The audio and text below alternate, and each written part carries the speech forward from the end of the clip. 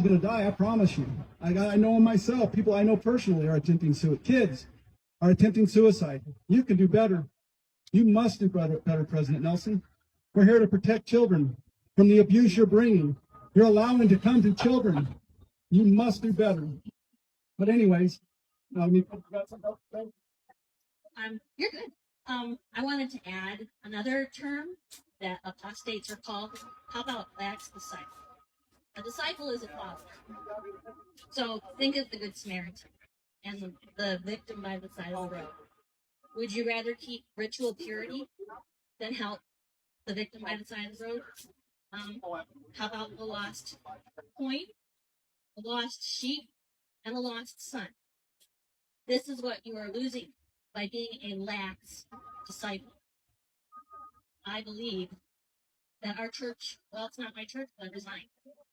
But if the Mormon church wants to survive, they must change. It is still your church. It's your heritage. It's your people. Although you're not on the rolls of the church, it's still your heritage. It's still your ancestors. It's your friends, your family.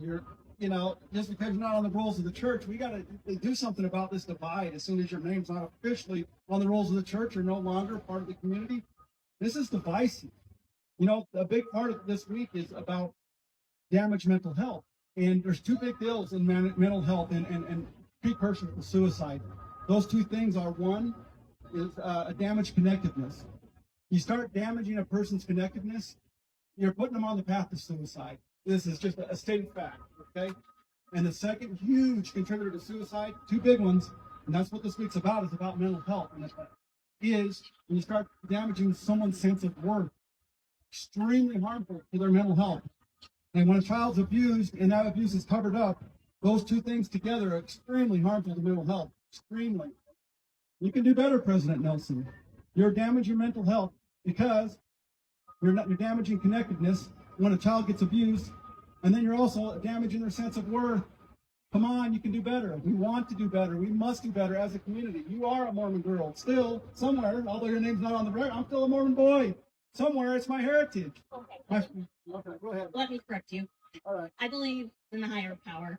And just as I was educated too as a Mormon, I take a lot of my roots from Judeo-Christian teachings as I was taught in the church. And today is Rosh Hashanah, Shana Tov.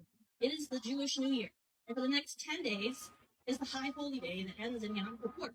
I think that's why the church has its general conferences in spring and fall during these traditional holy days. A shofar is blown last night at sunset is when it actually happens, because that's how the days are to sunset. So when the dawn came this morning in Jerusalem, a man blew a shofar. And there's a special pattern about it and a special meaning to it. It's calling the world to recognize the sovereignty of God and to obey his laws and do better. Apples and honey are eating pomegranates.